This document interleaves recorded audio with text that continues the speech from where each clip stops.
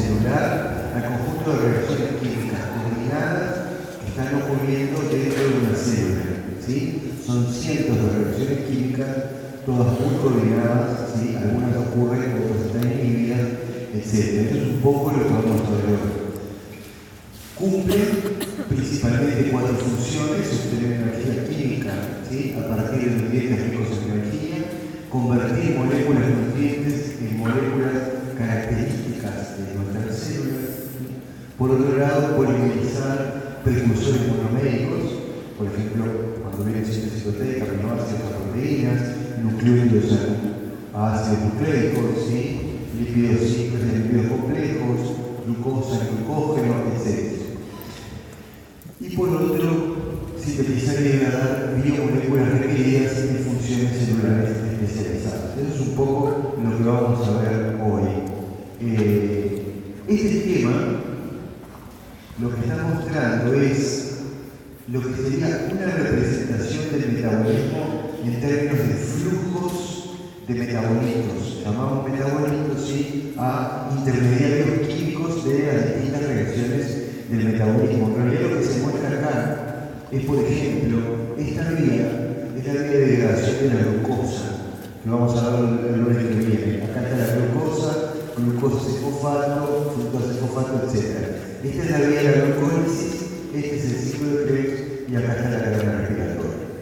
La idea de mostrarlo de esta manera, bueno, acá está la síntesis de lípidos, metabolismo lipídico, metabolismo aminoácido, etc. La idea de mostrarlo de esta manera es en que trate de pensar como el metabolismo, ¿sí?, como flujos metabólicos que están ocurriendo, ¿sí?, que son muy activos y están muy interconectados.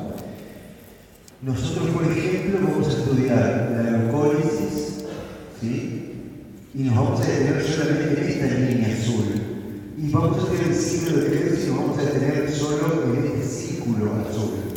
Pero recordar que los metabolitos que vamos a ver son intermediarios o están cruzados por otras vías metabólicas. Esto es como un circuito integrado, un esquema que a mí me gusta en el sentido de que hay que verlo como un sistema interconectado y de flujos. Y que de repente yo puedo cerrar acá, ¿sí?, esta llave de paso, y entonces inhibo esta vía y se me activa otra vía, ¿sí? Esos flujos están en movimiento y se me activa otra vía y así. Así que de alguna manera ese es el concepto o la visión del metabolismo.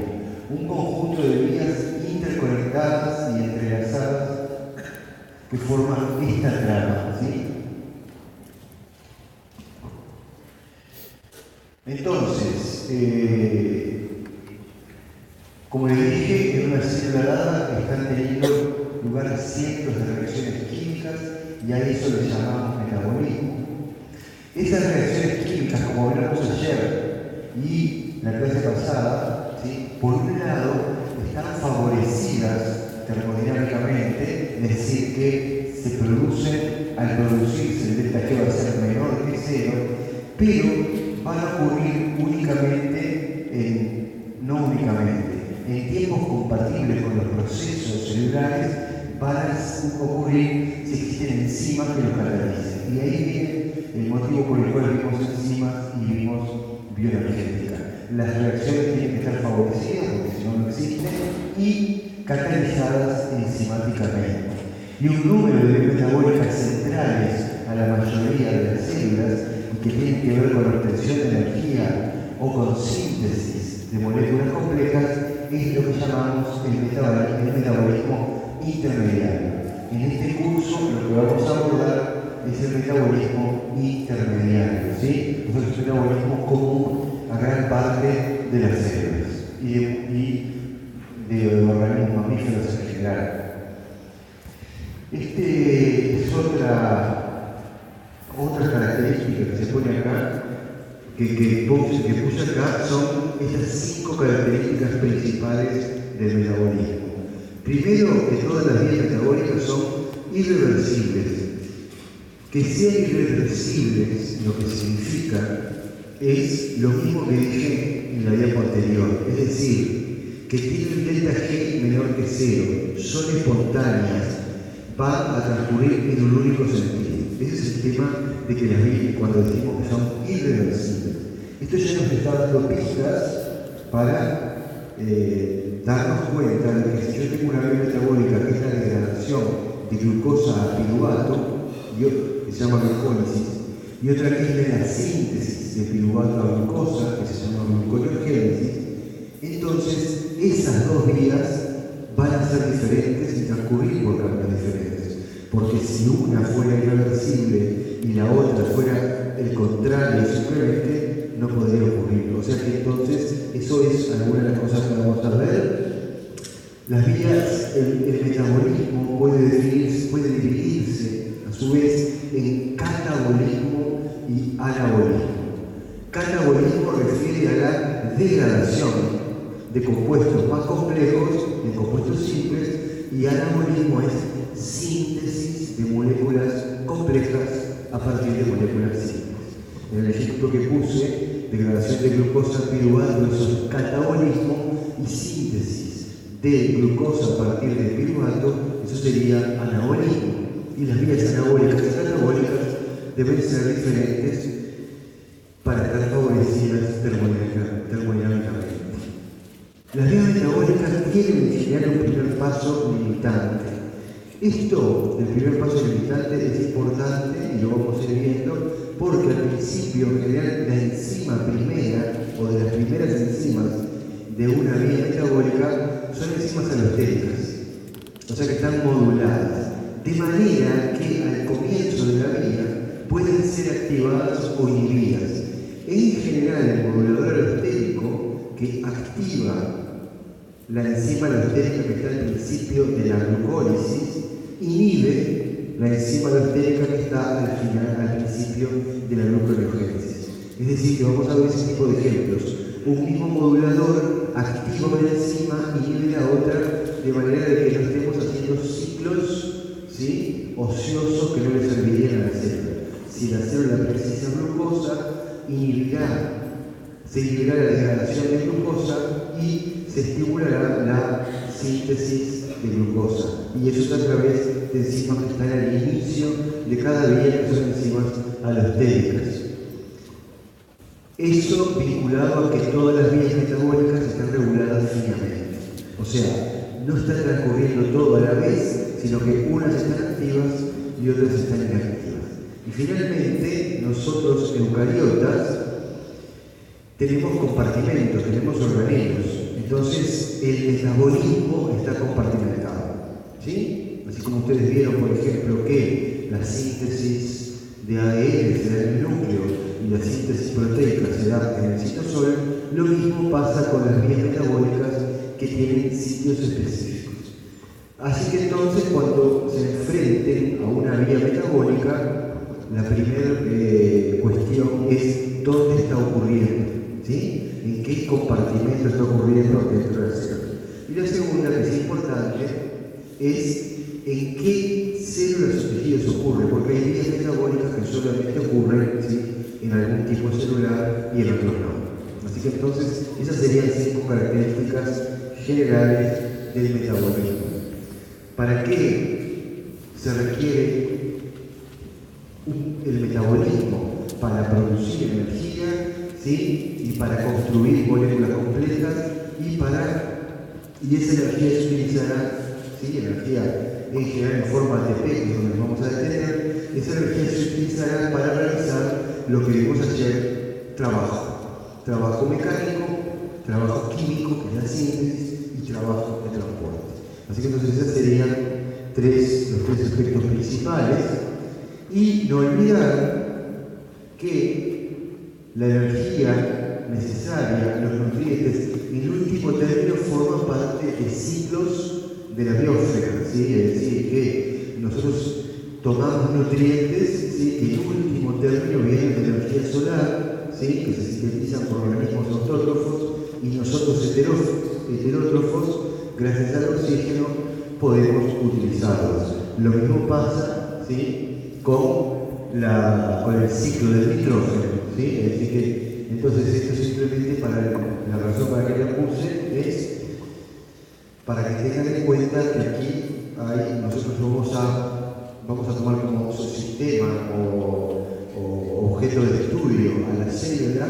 Muchas veces vamos a hablar del organismo humano, ¿sí? Pero no olvidan que esto es una interconexión, ¿sí?, vinculada a lo que tiene que ver con la biología. Entonces, como les comenté, el anabolismo se puede dividir en catabolismo, de degradación, y anabolismo. El metabolismo se puede dividir en catabolismo, que es degradación, y anabolismo, que es síntesis. La degradación, ¿sí?, representada acá es nutrientes que contienen energía, carbohidratos, lípidos y proteínas que se degradan a CO2 y agua y amonio o amonía. No vamos a hablar acá de degradación de aminoácidos en este curso, se va a ver en el próximo curso de bioquímica.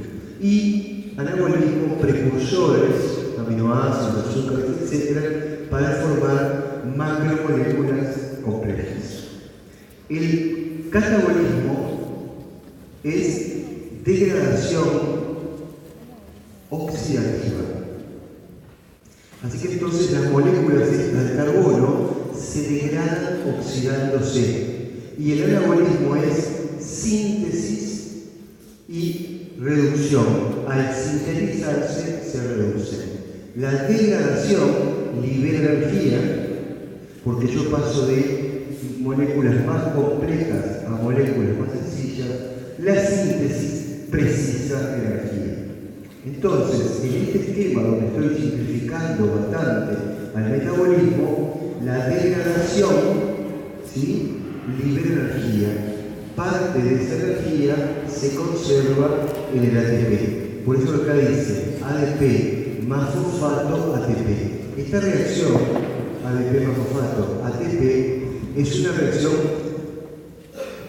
energónica, no podría ocurrir, pero si se acopla a la degradación, entonces yo puedo tener síntesis de ATP. Así que entonces, como consecuencia del catabolismo, tengo síntesis de ATP. Y como preciso energía para construir moléculas más complejas, ese ATP se va a usar en el anabolismo para formar estas moléculas. Entonces el ATP va a pasar a ADP y fosfato. Así que entonces el ATP y fosfato conectan catabolismo con anabolismo. Por otro lado, como yo les dije,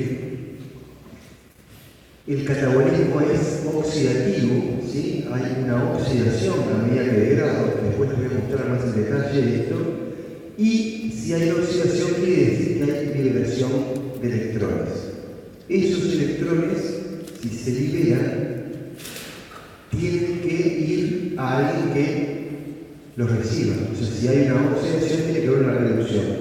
Las coenzimas que se reducen, o coenzimas de oxidorreducción, que vamos a ver también ahora, son el NAD, el alfosfato y el FAD. El NAD, el alfosfato y el FAD están oxidados y cuando hay degradación se reducen. Y al revés, como acá hay una reducción, los electrones se los pasan el NAD reducido, el alfosfato reducido y el FAD reducido. Y los vuelvo a recuperar. Así que si ustedes miran cómo se conecta anabolismo y catabolismo, podemos en esta simplificación ver que básicamente tengo compuestos fosforilados, ADP, fosfato, ATP, y coenzimas de oxidorreducción. Así que esto es un poco una panorámica muy general del metabolismo que vamos a escribir en detalle. Entonces ahora, más adelante, yo me voy a detener en estos compuestos fosfato y en el tema de las reacciones de oxidorreducción. En suma, entonces, el catabolismo es a partir de combustibles, CO2, agua y energía, y el anabolismo, energía más precursores simples, moléculas complejas. Eso sería el resumen de anabolismo y catabolismo, que son quienes componen el metabolismo. Si nos acercamos un poco más, no se ve muy bien este esquema, si nos acercamos un poco más a la panorámica general del metabolismo que mostré como una especie diagrama de flujos al principio, lo que tenemos acá lo que tenemos es alimentos, ¿sí?, que los procesamos en nutrientes como proteínas, grasas, glúcidos, polisacáridos, que se degradan a aminoácidos, glucosa, ¿sí?, y lípidos más sencillos, por ejemplo, ácidos grasos acá. Y luego la glucosa, ¿sí?, puede ser degradada, como dije, a piruvato, acetilcoenzima A, etc. Y esto es lo que vamos a ver ahora al principio.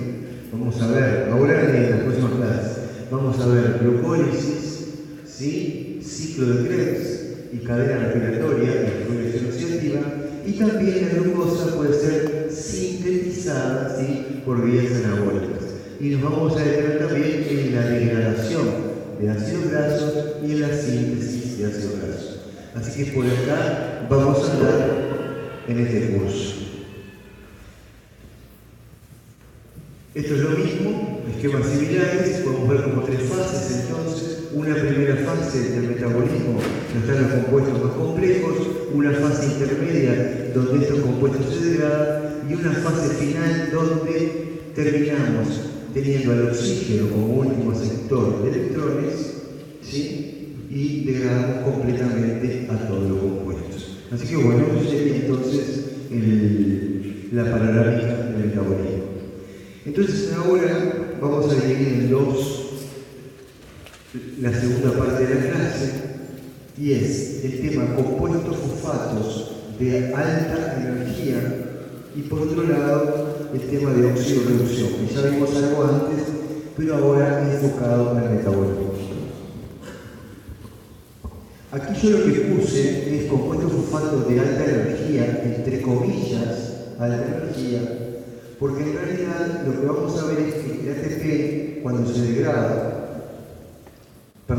hidroliza a ADP y fosfato, libera mucha energía libre. Entonces se dice que el enlace fosfato es un enlace de alta energía. Entonces, las comillas es para que recuerden que en realidad lo de alta energía no quiere decir que sea un enlace especial, distinto, porque en algunos lugares hasta se dibuja con un dibujito, así como que ese es el enlace clave. O sea, es un enlace covalente común y corriente. Tiene algunas características que hacen que se libere mucha energía cuando se hidroliza. Dicho esto, explicado por qué puse así en comillas, les muestro al ATP. El ATP, ¿sí?, que es una molécula central de metabolismo, porque como vimos, conecta ATP, ADP, fosfato, conecta anabolismo y catabolismo, es un nucleótido. No es distinto al nucleótido ATP que entraba en la síntesis de ARN, donde ustedes tenían A, G, U y C. La A, el ATPS que entraba, es igual a este, es un nucleótido. Lo que pasa es que además de participar en la síntesis de ARN, es una molécula, ¿sí?, que tiene que ver con todo lo que vimos desde el punto de vista energético. Así que siendo un nucleótido, tiene una base nitrogenada, una pentosa y un fosfato. ¿Tá? Entonces, la base nitrogenada es adenina. La pentosa es la ribosa y los fosfatos son 3 grupos fosfatos. Pues se llama trifosfato de adenosina, porque el nucleócido, ¿sí?, esto ya lo vieron, es la base nitrogenada más la ribosa. Así que entonces el nucleócido se llama adenosina, trifosfato de adenosina.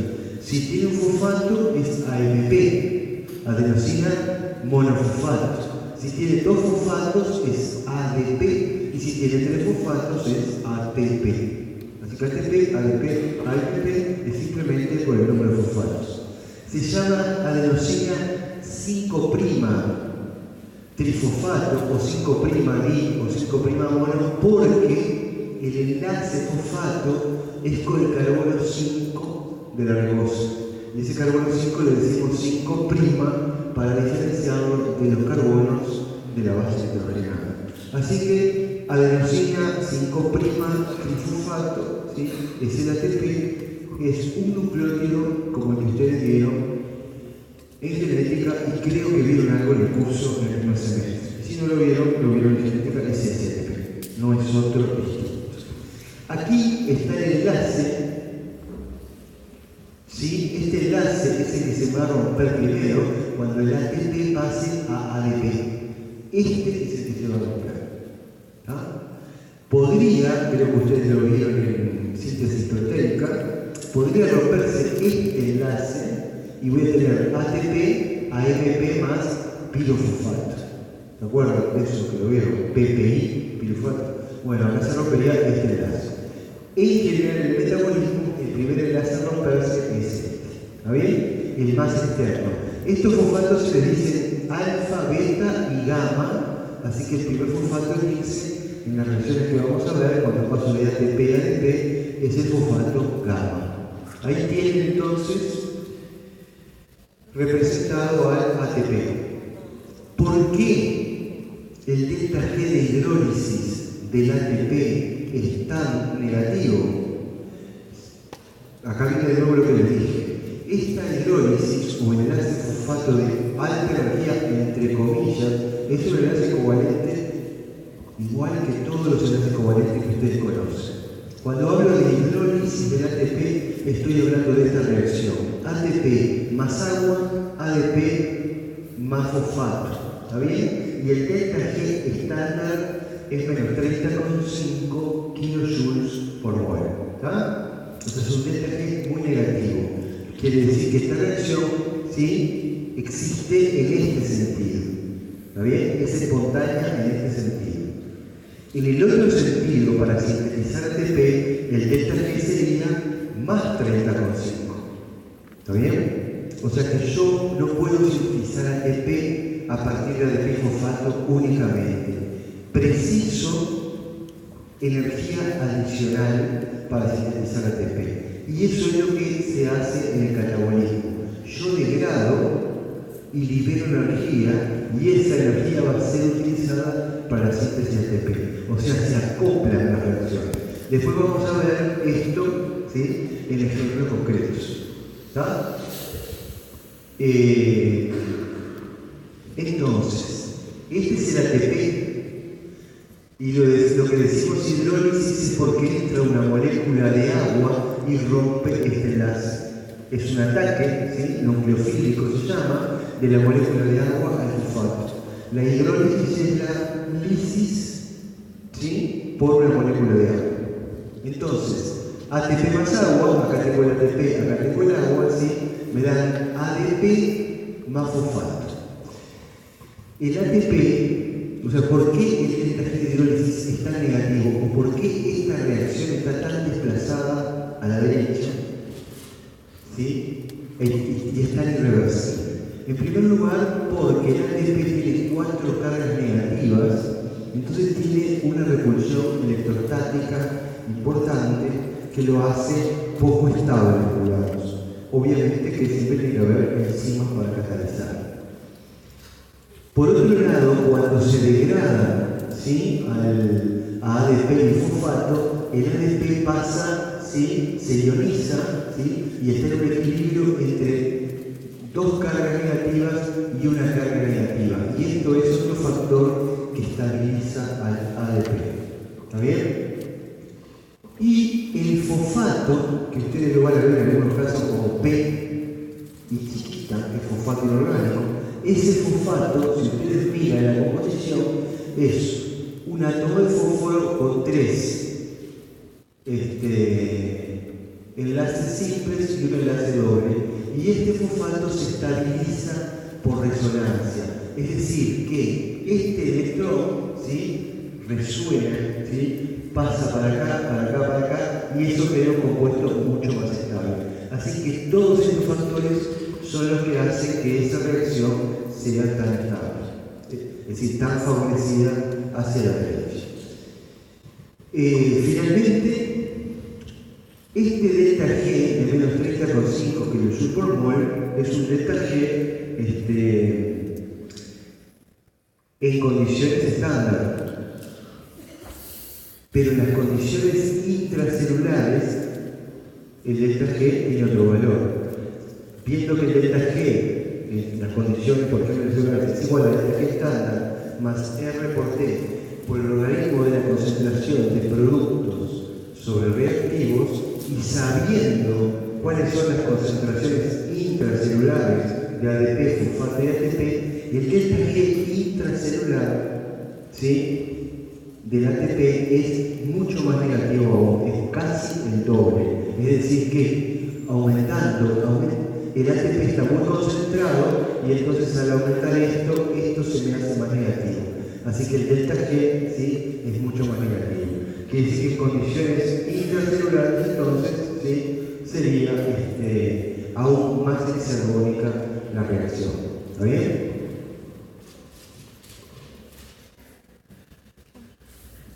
En muchos casos, ustedes van a ver que las reacciones, en reacciones que van a ver, va a estar arriba de la flechita magnesio 2+. Por ejemplo, A pasa a B, magnesio 2+, en reacciones donde participa la ATP. Eso es porque muchas veces, tanto el ATP como el ADP no son sustratos solos, sino que complejados en complejo con el magnesio, ¿sí? Entonces, de esta manera, muchas veces arman este complejo. Entonces, cuando decimos que una reacción requiere magnesio, tal reacción requiere magnesio, es porque el magnesio actúa como un cofactor inorgánico de la enzima en cuestión y forma un complejo con el ATP o con el ADP, lo cual genera más estabilidad también porque disminuye las cargas netas. ¿Está bien? Así que eso también lo encontraremos por ahí. Finalmente, este es el ATP, representado de otra manera. Tengo adenina, ribosa y los 3 fosfatos. El ATP se hidroliza a ADP y el delta G es menos 30,5 kilojoules por mol cuando se me rompe este enlace. El ADP, cuando se hidroliza a AMP, o sea, cuando rompe este enlace, también libera menos 31,5 kilojoules, menos 30,5 kilojoules por mol. Pero este enlace, que ya no es fosfodiéster, ¿sí?, no es fosfato-fosfato, sino que es carbono, oxígeno, fosfato, este enlace libera menos 14 kilojoules por mol. Así que los enlaces que liberan mucha energía son entre gamma y el beta, y entre el beta y el alfa. Aquí este enlace no es un enlace que libere mucha energía. Por eso que van a ver muchas veces el pasaje de ATP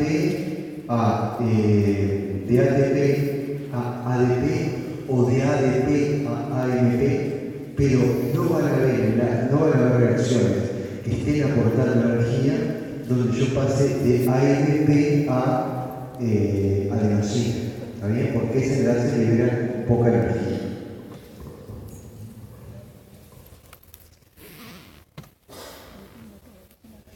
Y entonces se me compagina un poquito.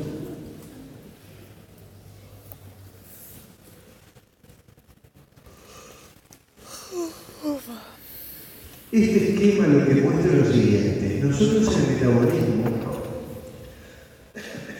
nos vamos a encontrar, en la vía metabólica que vemos, nos vamos a encontrar con distintos compuestos que tienen grupo fosfato. Por ejemplo, no se lee ahí el fosfo, creo que este es el fosfoloropiruvato, y este es el 1,3-bifosfoglicerato. ¿Está bien? Y acá está el AMP, y acá está el glicerol 3-fosfato. Estos no tienen por qué conocerlos ahora, los vamos a encontrar la semana que viene o la otra. Acá lo que se muestra son los valores de delta G. ¿Está bien? Acá dice delta G en kilojoules por mol.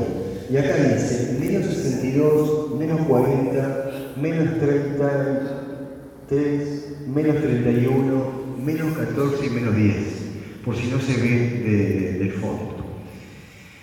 El ATP está acá, o sea que el delta G de hidrólisis del ATP, o sea el delta G de la liberación de fosfato del ATP, cae en la mitad de este conjunto de compuestos. O sea, no es que sea el que libera más energía cuando se le rompe el fosfato. Está en la mitad de la escala. Y esto tiene una explicación.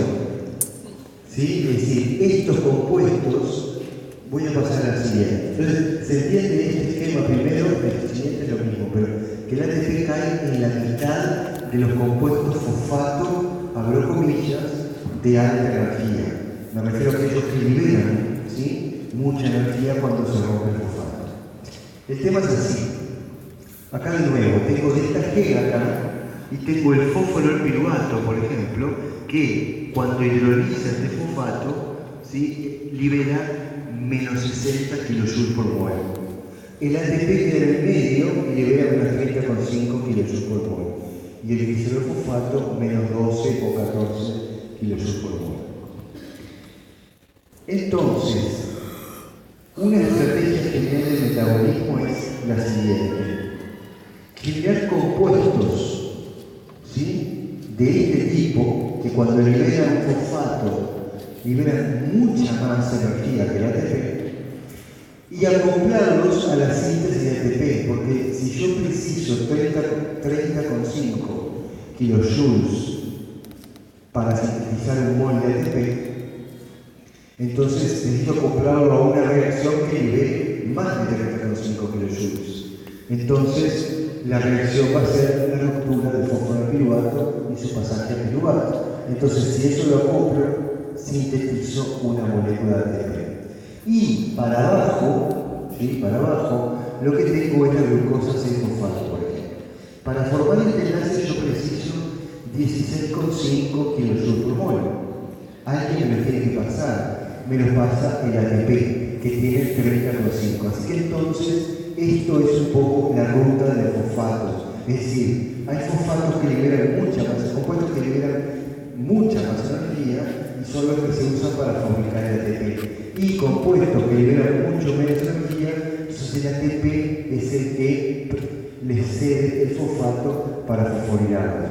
Por eso que el ATP está en el medio, que recibe como ADP fosfatos para pasar a ATP, y cuando es ATP le pasa fosfatos a compuestos que requieren menos energía. ¿Está bien?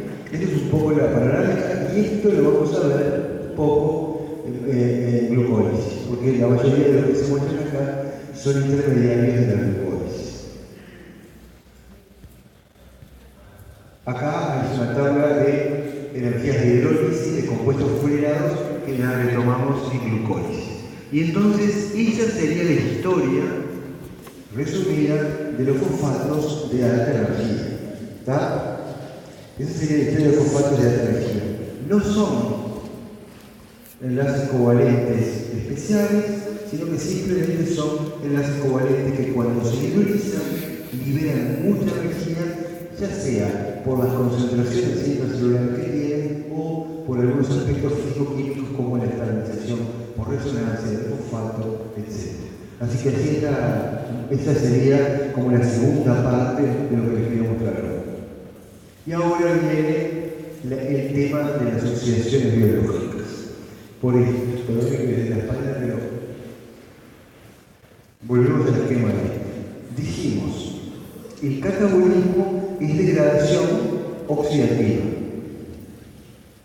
que libera energía. Esa energía parte se conserva en el ATP. O sea que entonces ADP por fosfato ATP. Yo libero energía y parte de esa energía se conserva en el ATP. Y el anabolismo es síntesis que requiere ATP y por eso hay hidrólisis de ATP a ADP por fosfato. El anabolismo es así. Pero además dijimos entonces que era degradación oxidativa y acá reducción.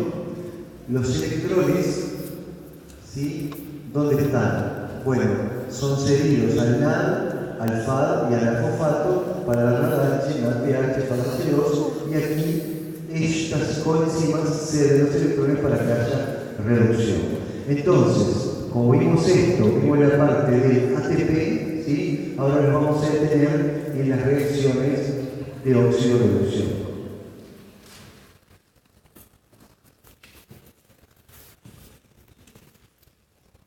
Entonces ayer vimos esto, ¿no? Lo retomo. Un compuesto que cede electrones se oxida. Un compuesto que acepta electrones se reduce. Al igual que los ácidos y las bases, siempre que hay una oxidación, o sea, pérdida de electrones, debe haber una reducción, ganancia de electrones. O sea que los electrones se transfieren, ¿está bien? No caen al vacío ni van al agua. Ya se lo dije ayer, yo sé, pero repetimos eso. Así que siempre son dos semi-reacciones, ¿está bien? Entonces, si un compuesto se oxida, está cediendo electrones a otro que se reduce. Por eso que yo le digo reductor. Y un compuesto que se reduce acepta de electrones de uno que se oxida. Entonces es un oxidante, ¿está bien? Es decir, el oxígeno es un oxidante porque se reduce. Entonces me oxida a otros. O sea, piénselo así, el oxígeno es oxidante. Cuando se oxida algo, ¿sí? Es decir, es porque el oxígeno lo oxidó, pero para oxidarlo se redujo, o sea, le sacó electrones, y por eso se le oxidó. ¿Está bien? Entonces, ese sería un poco esto ya lo vimos ayer.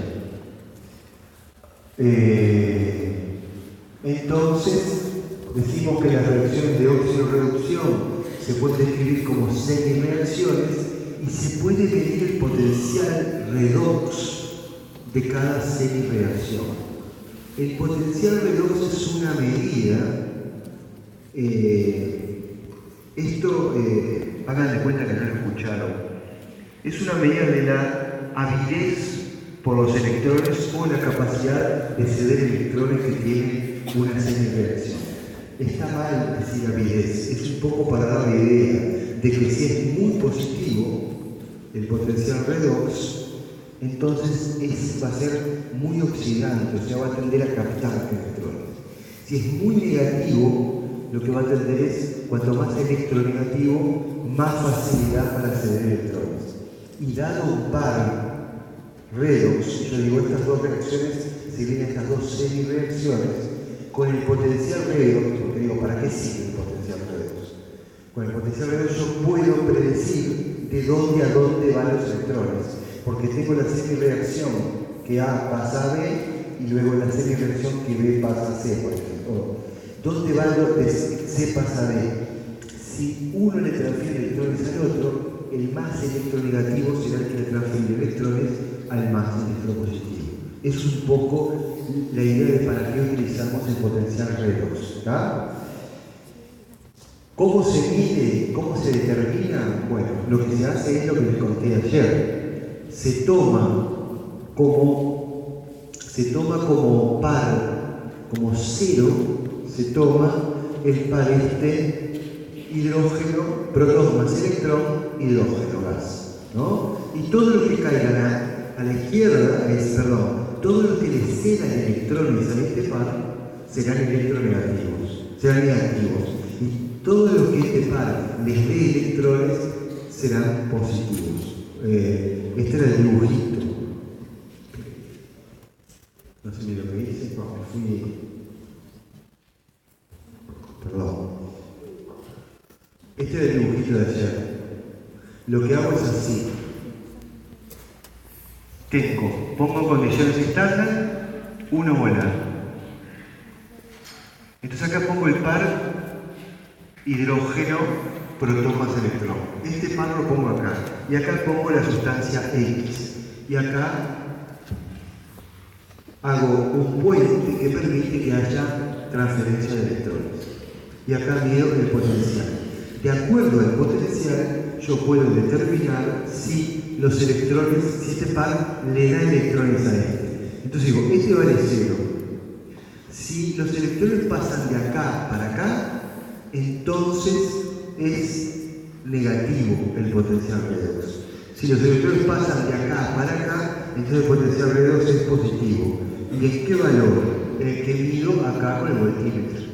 Esa es la manera de medir un potencial redox. ¿Ah? Sí. Exacto. Así acá dice. A esta reacción se le asigna arbitrariamente el valor 0. Las 6 reacciones que captan electrones de este par son positivas. Las que ceden electrones a este par son negativas. Esa sería la convención. ¿Está bien? Entonces, de alguna manera, si yo soy electronegativo, cedo electrones, y si soy electropositivo, acepto electrones de este par. ¿Está? Esa sería la convención.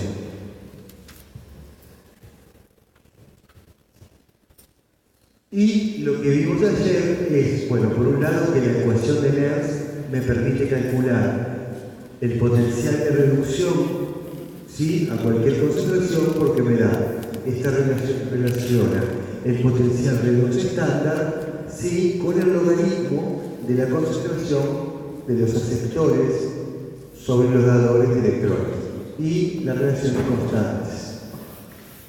Y también lo que vimos ayer, que lo repito, es que la variación de potencial redox, ¿sí?, o delta E, se vincula directamente con delta G en esta reacción.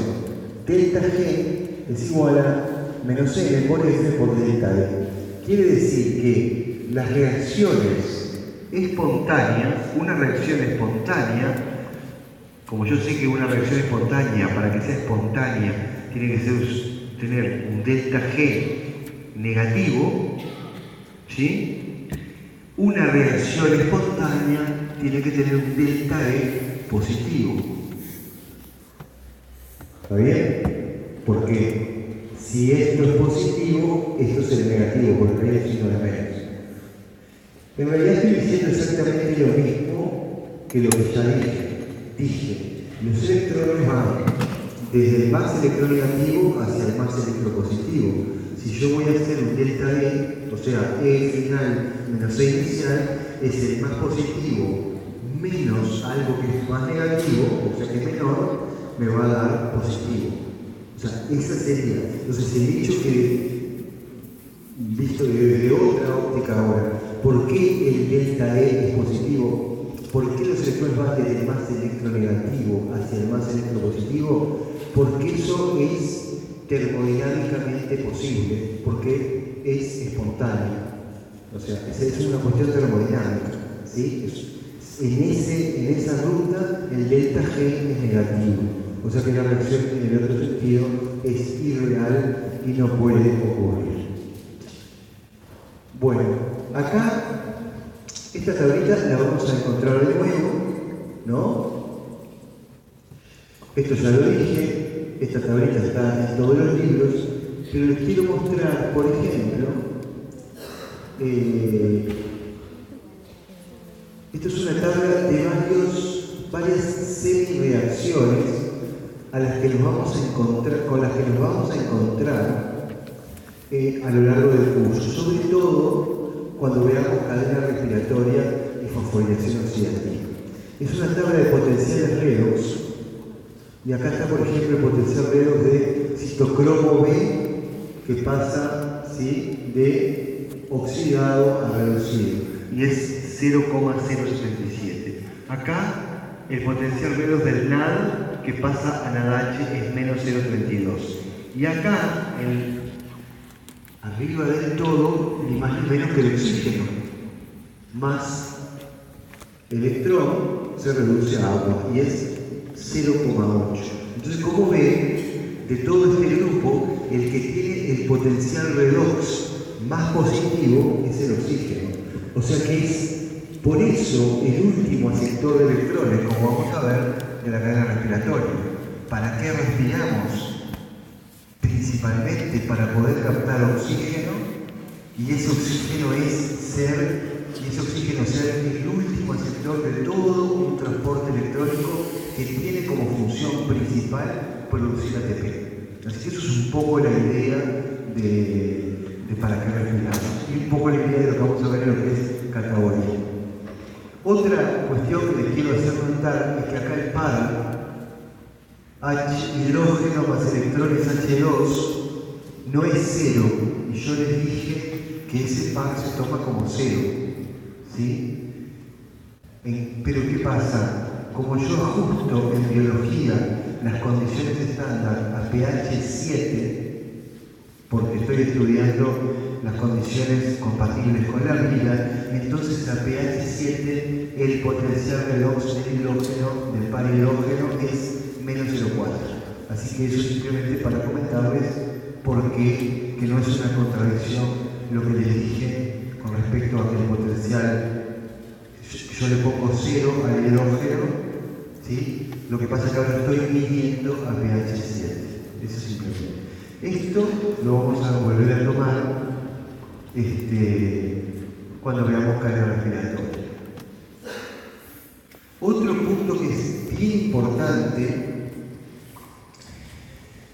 es cuando yo les digo que hay reacciones de óxido de reducción, muchas veces uno no ve qué es lo que se oxida o se reduce. Y esto es un esquema que básicamente me permite fácilmente darme cuenta de que si fue una reacción donde hubo una óxido-reducción neta. Porque básicamente lo que va a cambiar es el estado de oxidación de un carbono de un grupo funcional. Entonces, si yo voy mirando los carbonos, porque los compuestos que estamos estudiando son compuestos de carbono, ¿no? Los ácidos grasos, la glucosa, la fructosa, son cadenas carbonadas. Entonces, este esquema es bien importante porque lo que muestra son los estados de oxidación del carbono. La forma más reducida del carbono es el metano. O sea, esta es la forma de máxima reducción que tiene el carbono. Entonces piensen que son reacciones de oxígeno-reducción intramoleculares. El carbono acá está completamente reducido y acá, en su forma de CO2, está completamente oxidado. El estado de oxidación, ¿sí?, es el más oxidado de todos, ¿no? En el CO2. Acá está lleno de electrones, los tiene todos para él, no tiene que compartir nada. Uno está al lado del hidrógeno y otro está al lado del carbono. Acá comparte todo con el oxígeno porque hay un doble enlace y un doble enlace. Entonces este es el camino desde más reducido hasta más oxidado. Fíjense que acá encontramos etanos y alquenos, ¿sí?, donde está el doble enlace carbono-carbono. Este está un poquito más oxidado que este. Pero vamos a los conocidos, alcohol, ¿sí? Acá está el grupo aldehído, acá está el grupo cetona y acá está el grupo ácido carboxílico. O sea, que si yo estoy mirando una reacción y lo que pasó fue que un grupo alcohol pasó a un grupo aldehído, hubo una oxidación. Y si un grupo aldehído pasó a un grupo carboxilo, también hubo una oxidación. Y si un carboxilo pasa a CO2, también hubo una oxidación. Y recíprocamente, si yo arranco con un grupo carboxilo y paso a aldehído, hay una reducción. Entonces, mirando este esquema, que se le puede colgar así en la cabecera de la cama, por ejemplo, mirando este esquema, ustedes van a saber los estados de oxidación y cuando miren las reacciones del metabolismo van a poder ver si están viendo una oxidación o una reducción, porque parecen invisibles, pero no. Es decir, si yo paso de alcohol a aldehído, se me está oxidando la molécula en ese carbono, pero como, es decir, lo que está pasando, hubo una pérdida de electrones. Y si hubo una pérdida de electrones, alguien los tiene que haber captado. ¿Está bien? Acá les dejé otro esquemita que básicamente muestra algo parecido con respecto a cuando vamos desde metano a CO2. ¿Está bien? del más reducido al más oxidado. El otro elemento importante, ¿sí?, es que, así como muchas veces yo estoy mirando la glucosa, ¿sí?, que pasa de un grupo alcohol a un grupo aldehído. Por ejemplo, tengo glucosa, seco fosfato y paso a un ácido glucurónico, ¿no?, en la vía de las pentosas. Entonces digo, pues acá, si yo paso de alcohol a ácido, tuve una oxidación. O sea, parecía invisible, pero ahora que sé, porque todos los días veo el cartelito, y ahora que sé que el carbono, alcohol, está más reducido que el carbono carboxílico, entonces lo que tengo es una oxidación. Si hay una oxidación, hay una pérdida de electrones, y alguien lo ganó. ¿Está bien? Y también, a veces cuando uno mira doble reacción, pasa desapercibido, ahora no porque lo estamos viendo, ¿dónde está esa ganancia de electrones? ¿Quién la ganó? En el metabolismo, muchas reacciones de óxido-reducción, ¿sí?, son posibles a través de hidrogenaciones y deshidrogenaciones. Y eso es lo que vamos a ver ahora. Pensemos que el hidrógeno, cuando yo digo que algo se hidrogena, el átomo de hidrógeno es un protón más un electrón. O sea que si un compuesto se hidrogena, está ganando un electrón. O sea que hidrogenarse es reducirse. Y recíprocamente, si un compuesto se deshidrogena, está perdiendo un electrón. Entonces, en el metabolismo hay muchas reacciones de óxido-reducción que transcurren por hidrogenaciones, deshidrogenaciones. ¿Por qué? Porque hay varias enzimas que llamamos deshidrogenasas que catalizan esas reacciones de hidrogenación. Las deshidrogenasas no siempre deshidrogenan, a veces hidrogenan. Entonces, hay un conjunto de enzimas que vamos a ver, que son las deshidrogenasas que catalizan estas reacciones. Entonces, cada vez que yo veo que hay una deshidrogenación, está habiendo una oxidación. Y cada vez que veo una hidrogenación, está habiendo una reacción. Estas enzimas funcionan con coenzimas, que son quienes realmente son la parte activa. Y esas coenzimas son el NAD, el FAD, el azofato y el FME, que los van a ver. Y entonces ahora vamos a mirar un poquito eso, porque después nos vamos a encontrar con el NAD y tenemos que saber lo que es. O nos vamos a encontrar con el FAD y tenemos que saber lo que es. ¿Ah? Entonces, el NAD, en el metabolismo intermediario, hidrogenación equivale a reducción. ¿Se entendió esto? Me hidrogeno, gano un electrón. Deshidrogenación equivale a oxidación.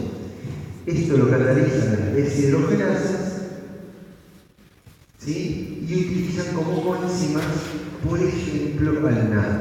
El NAD, ¿sí?, la reacción de reducción del NAD es NAD más, ¿sí?, más 2 electrones más un protón me da NADH. Este es el NAD oxidado y este es el NAD reducido. ¿Está bien? Entonces, la reducción del NAD se da por ganancia de 2 electrones y un protón. Es lo que se le llama ion hidruro, aunque el ion hidruro no existe como tal. Pero es como que lo que gana es un protón y 2 electrones, como que ganar un H-. Les digo porque en algunos lugares se van a encontrar al ion hidruro. Entonces, esta es la reducción del NAD. ¿Y qué quiere decir NAD? Quiere decir dinucleótido de adenina y nicotinamida. Así que entonces acá tienen el NAD. ¿Ah? Nunca lo vamos a dibujar así, lo vamos a ver hoy. Otro día lo vemos de nuevo para recordárselo y después le vamos a poner nada más. Pero es el dinucleótido de adenina y nicotinamida. Adenina, la misma adenina de todas. La adenina que viene en el ADN, en ARN, en el ATP, esa adenina. Entonces tengo adenina, ribosa, un enlace fosfato que une a la ribosa y a la nicotinamida. Así que es el dinucleótido de nicotinamida, que gana 2 electrones y 2 protones, ¿sí? Y se reduce. Y queda liberado un protón. O sea que por eso también van a ver NAD más 2 electrones, acá hay NADH más H van a ver a veces también, porque entran 2 electrones, 2 protones, pero el que se incorpora es un ion hidruro y se libera un protón, ¿está bien? NAD+, NADH más H+, ¿está bien? Entonces, este es el NAD, ¿está bien? Es una coenzima de oxorreducción, el NAD+ es el oxidado y el NADH es el reducido.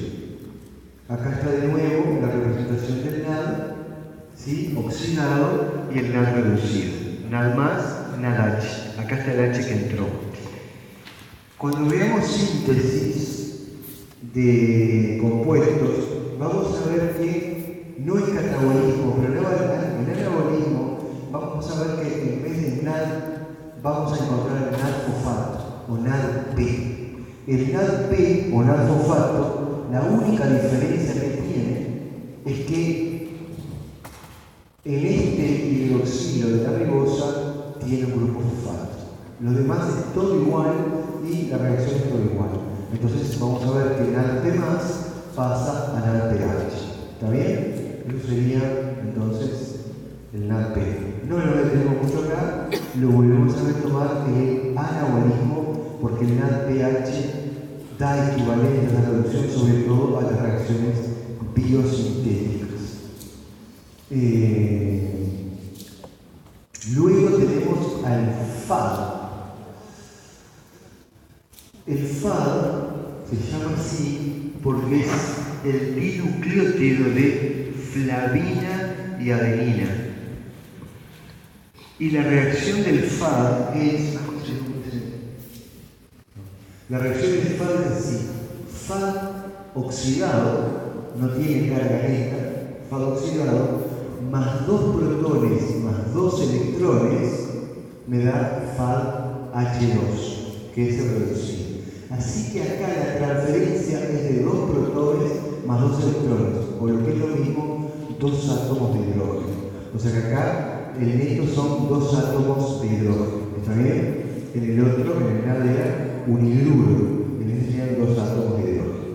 Lo importante es que tanto en el FAD como en el NAD son 2 los electrones que se transfieren.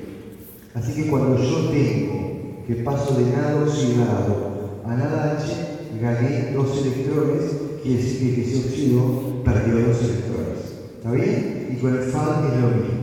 Entonces lo único que el FAD pasa a FAD-H2 y el NAD+ pasa a NADH. El flavín mononucleótido es un coenzima de algunas enzimas, se dice FMN, y básicamente es el mismo mecanismo. FMN pasa a FMNH2. Eso no lo vamos a encontrar en cadena respiratoria y lo retomamos. Así que hidrogenación es reducción, deshidrogenación es oxidación, catalizado por enzimas deshidrogenasas. Acá que veo la deshidrogenasa es una enzima de oxidorreducción, cataliza una reacción de oxidorreducción. Esto lo vimos un poco al principio, ¿sí? Es una característica del metabolismo. El metabolismo es transportadores de grupos.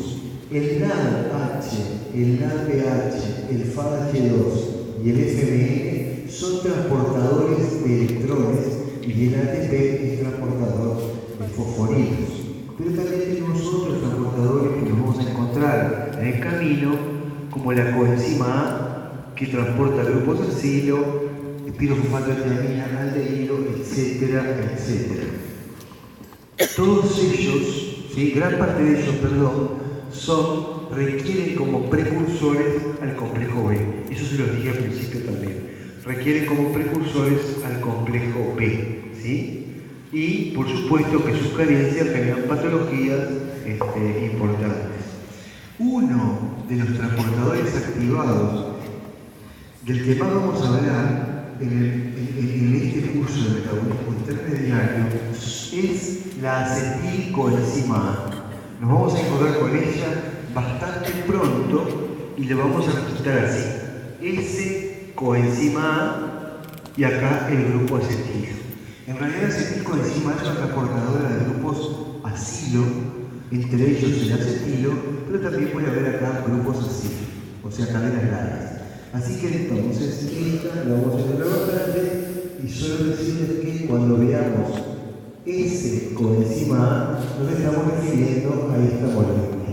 Es una molécula, ¿sí?, que tiene estos distintos componentes y su grupo reactivo es este sulfidrilo. Y eso formará un enlace activator que en su momento lo recomendaremos. Entonces, acetilcoenzima la coenzima A es un transportador de grupos acilo. Y finalmente, quería comentarles que el metabolismo está estrictamente regulado. En primer lugar, una panorámica del metabolismo sería, desde el punto de vista termodinámico, es: las reacciones se encuentran alejadas del equilibrio y son todas exergónicas, ¿sí?, pero de velocidades muy lentas, todas ellas, salvo que haya enzimas que catalicen dichas reacciones. Entonces la clave va a ser que haya enzima, que la enzima esté activa y que haya sustrato. Por ejemplo, si hay una enzima que cataliza el pasaje de ATP a ADP, necesito que haya ATP. Entonces, básicamente, esos serían los 3 puntos de control. El control de la cantidad de enzima. Una enzima, ¿sí?, está codificada genéticamente. Entonces yo puedo controlar aumentando su expresión, por ejemplo. Entonces, eso sería una característica. Expresión, inducción, represión de la expresión, etc. El otro es controlar la actividad enzimática, y ese control de la actividad enzimática tiene que ver con las enzimas reguladoras. Tenemos enzimas alostéricas que están al principio de las vías y a veces al final interactúan como llave de paso. Y finalmente, disponibilidad de sustratos. Tiene que haber sustratos para que la enzima pueda catalizar el pasaje de enzima a sustrato. Bueno, acá se encuentra el gemita de expresión génica, que ustedes ya lo vieron. Y finalmente, lo que les quiero comentar es lo siguiente. Nosotros dijimos que cuando nos enfrentamos a una vía metabólica, tenemos que saber que la vía metabólica puede ocurrir en un compartimento y en otro no. Entonces, primera pregunta, o primera cuestión es: ¿dónde ocurre? Cuando veamos glucólisis, vamos a ver qué ocurre en el citoplasma. Cuando veamos ciclo de Krebs, vamos a ver qué ocurre en la mitocondria. Porque estos esquemas grandotes de mapa metabólico que mostré al principio no están contemplando eso. Me están mostrando una panorámica, pero no están contemplando eso. ¿Ya? Entonces, está compartimentado. Entonces, ocurren en algún compartimento. Luego, lo otro que hay que preguntarse es si es una vía metabólica. Estamos enfocados en el humano, ¿no? Si es una vía metabólica de todos los tejidos, o ocurre en algunos. Entonces vamos a ver que algunas de las que vemos están en prácticamente todos los tejidos, pero otras son, por ejemplo, exclusivas del hígado, por decir algo, o del hígado y del músculo. Entonces es otra cosa que hay que tener ubicados, o sea, no perder la perspectiva que si bien nos estamos enfocando en la vía metabólica, sí, tenemos que tener en cuenta eso. Y finalmente, ya me olvidé, finalmente, un elemento que no es menor y es importante es que el último término, y esto no lo vemos en este curso, sino que lo vemos en el siguiente, en BCC5, cuando volvemos a aparecer, es que el metabolismo global de las células de nuestro organismo está finamente coordinado por la acción hormonal. ¿Sí? Por ejemplo, si yo estoy con hipoglicemia, ¿sí? Van a haber hormonas que le van a avisar al hígado que se ponga a sintetizar glucosa y entonces se activa la gluconeogénesis. ¿Está bien? Si yo estoy con un exceso de glucosa, entonces se le va a avisar también al hígado que no haga gluconeogénesis, entonces van a haber hormonas que inhiben la gluconeogénesis y que haga síntesis de glucógeno para tener una reservita por las dudas, así que se complique más adelante. Ese es el ejemplo clásico de la insulina y el glucagón, y también la adrenalina, ¿sí? Pero esto es una coordinación mucho mayor, ¿sí? En último término, cuando ustedes le miden, estudian la glicemia, por ejemplo, es decir, ustedes dicen, bueno, la glicemia es entre tanto y tanto, eso es estado estacionario. Vuelvo al concepto de ayer. Todo la vida es estado estacionario. La glicemia se tiene que mantener a ciertos niveles. Entonces, para medir mi glicemia comparado con los patrones de normalidad, ¿sí? Me dicen, tenés que ir a ayunas de 8 a 12 horas, de manera que yo pueda estar en las mismas condiciones y que sea algo comparativo. ¿Está bien? Pero bueno, esa glicemia que se mantiene porque o se degrada glucosa, el glucógeno, o se sintetiza glucosa, está en último término coordinada a nivel hormonal. Vamos a ver algún ejemplo específico y después lo retomamos en integración metabólica que es el final. Entonces con eso dejamos por acá y entonces la próxima ya nos metemos de lleno en una vía metabólica que es la glucosa. ¿Está bien? Nos vemos.